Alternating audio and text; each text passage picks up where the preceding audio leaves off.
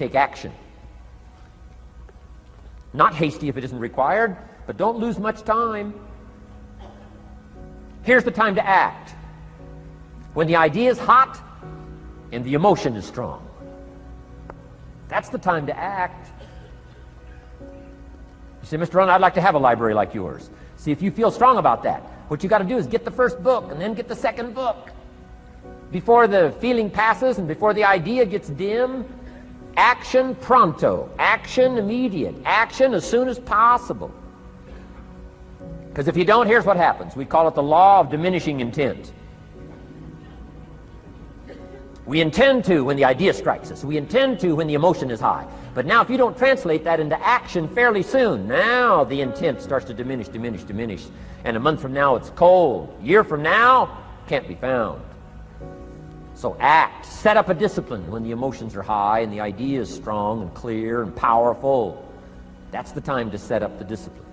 Somebody talks about good health and you're stirred. Says, right, I need to get a book on nutrition. Get the book before the idea passes and before the emotion gets cold. Go for the book. Start the library. Start the process. Fall on the floor. Do some push-ups. Action. Got to take action. Otherwise, the wisdom is wasted. Otherwise, the emotion soon passes. Unless you put it into a disciplined activity. Capture it. Disciplines is called how to capture the emotion and how to capture the wisdom and translate it into equity. Disciplines. Now here's what's important about disciplines. All disciplines affect each other. In fact, here's a good philosophical phrase. Everything affects everything else. Nothing stands alone. Don't be naive in saying, well, this doesn't matter. I'm telling you, everything matters. There are some things that matter more than others, but there isn't anything that doesn't matter.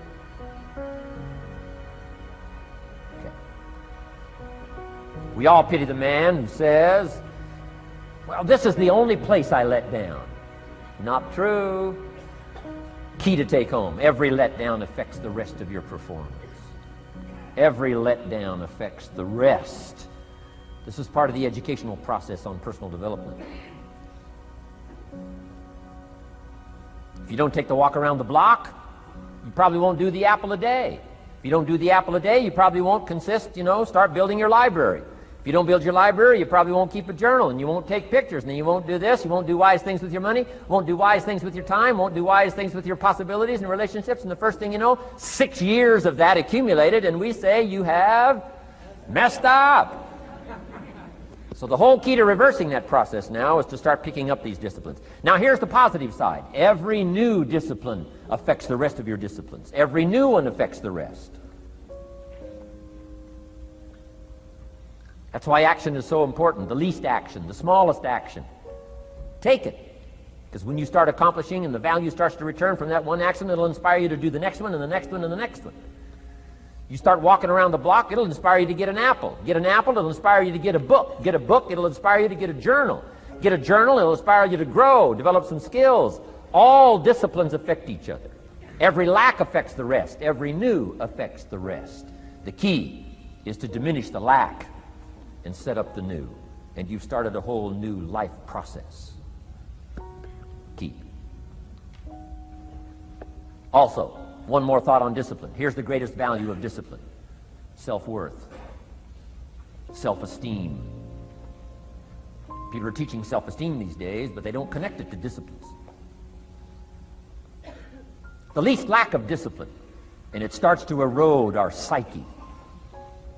One of the greatest temptations is to just ease up a little bit, right? The slightest lack of doing your best starts to erode the psyche. Instead of doing your best, doing just a little less than your best. Sure enough, you say, well, it's just going to affect my sales. No, it's going to affect your consciousness.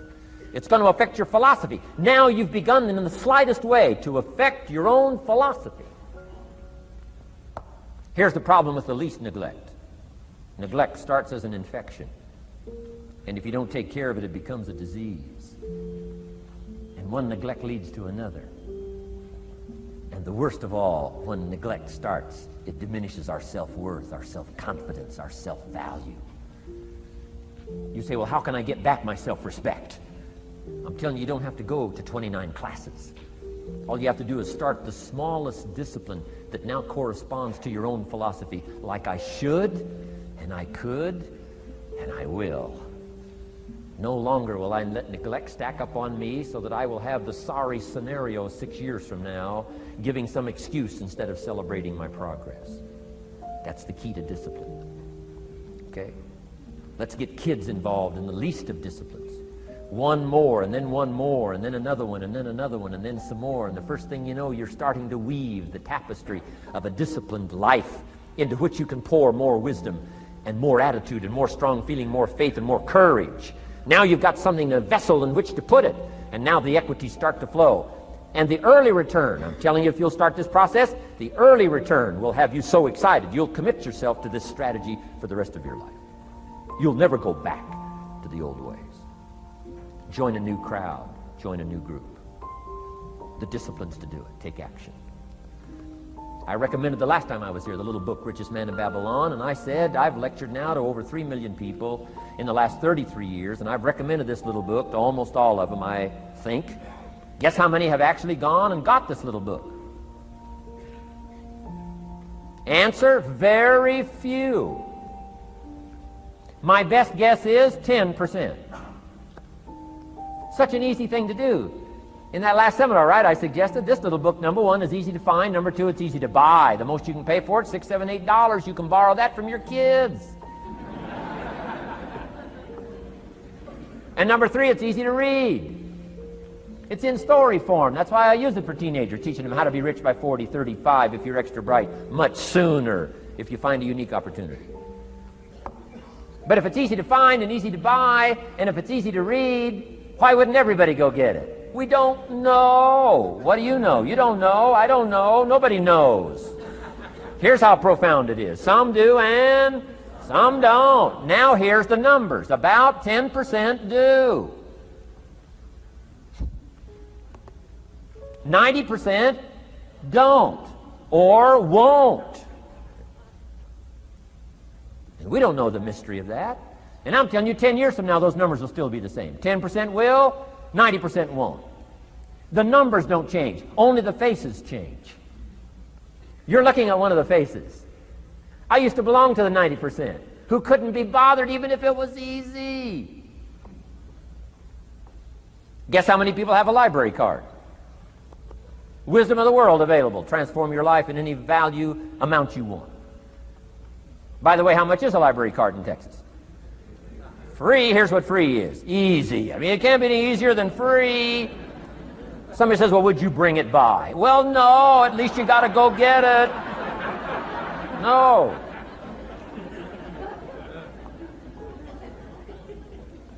Wisdom of the world available. Transform your life spiritually, socially, personally, economically, and every other way. Teach you how to be rich and powerful and sophisticated and healthy, influential. How many people have a library card? Answer, 3%. 95, 97% couldn't be bothered. Guy specializes in happy hour, but he doesn't have a card. And now readily and quickly blames the government and blames his company and blames policy and blames the pay scale. When if he only knew, if he joined the 3%, here's my advice to you today. Walk away from the 97%. Don't talk like they talk. Don't act like they act. Don't go where they go. Don't specialize in what they specialize in. Throw away the blame lists they cling to. Start you a new life. You say, well, is it as simple as getting a library card and join the 3%? And the answer is, of course. Of course. That's how easy this stuff is. This is so easy. It's so simple. It's not complex. You don't need a 2,000-year-old guru. You don't need multi-track affirmations. I'm telling you, don't. Affirmation without discipline is the beginning of delusion. Key. Don't let somebody sweep you into some contrary way to nature itself says, unless you labor. The miracle of the seed and the soil and the seasons and God and all the other stuff that's available, sunshine and rain, that's not available to you by affirmation. It is only available to you by labor. So labor well. Okay. Learn well. Discipline yourself well. And you can have all the treasures you want. This stuff's easy and simple. It's not ocean waves and seagulls. You don't have to move to Sedona, where all the force fields come together in Arizona.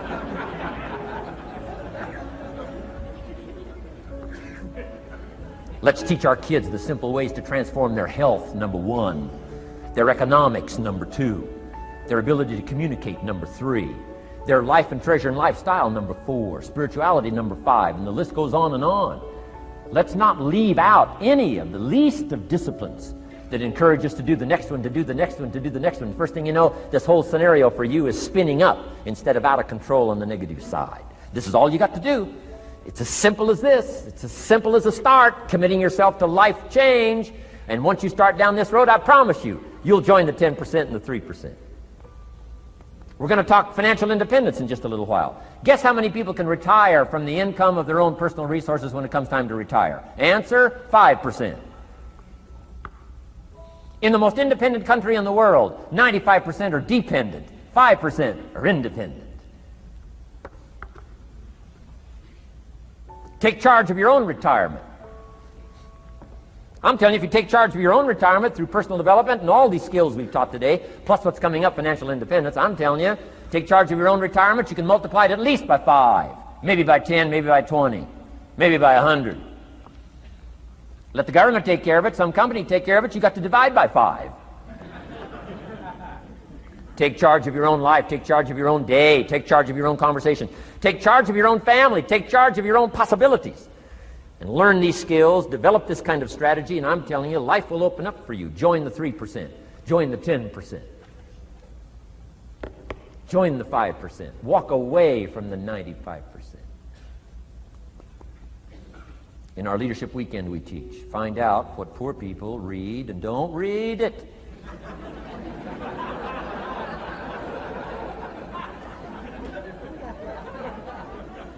I'm telling you, don't talk like they talk.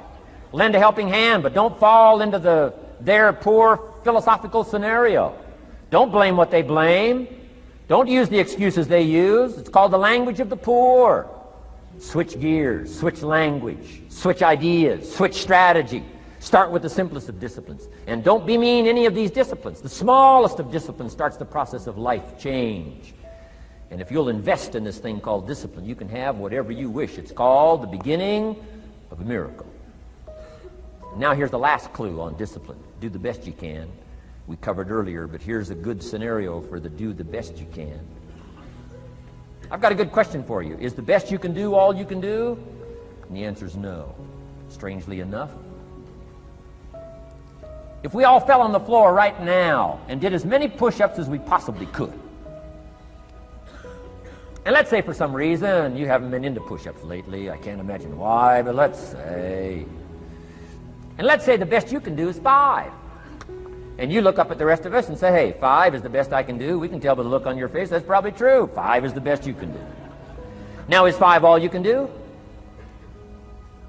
The answer is no. If you rest a little, you can do 5 more. Wow. And if you rest a little, you can do 5 more. And if you rest a little, you can do 15 more. How did we get from 5 to 15? It's a miracle.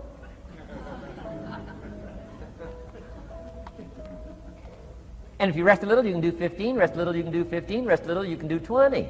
How did you get from 5 to 20? It's a miracle. Did you know you can keep doing that? Do a little more, rest a little, do a little more, rest a little, and finally get up to 50 push-ups? Is it possible to get up to 50 push-ups? Of course. How do you go from 5 to 50? It's a miracle. How do you get a miracle going? Number 1, do what you can. Don't leave out what you can, from writing a letter to your mother in Florida. Start cleaning it all up. 2, doing the push-ups. Go from 5 to 50. It's a miracle. Number 1, do what you can. Number 2, do the best you can. Here's number 3, rest very little.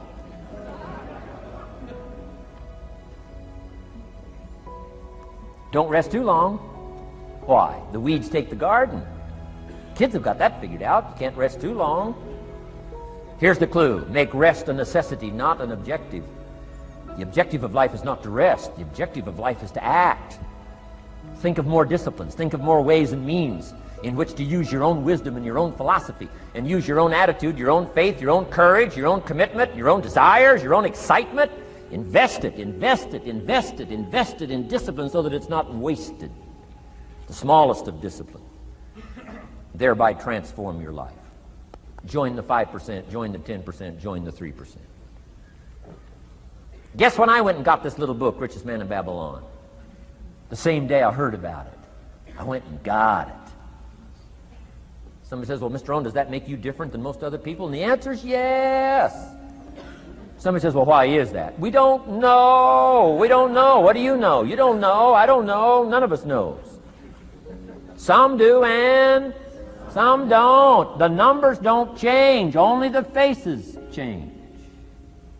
From those who get in on a seminar like this, listen to a dynamic sermon, read a book, listen to some cassettes, take seriously the next conversation of a friend who wants to level with you, and do something about it. And you can walk away from the 97% and not live there anymore. Because if you don't, the next 6 years of your life will be like the last 6.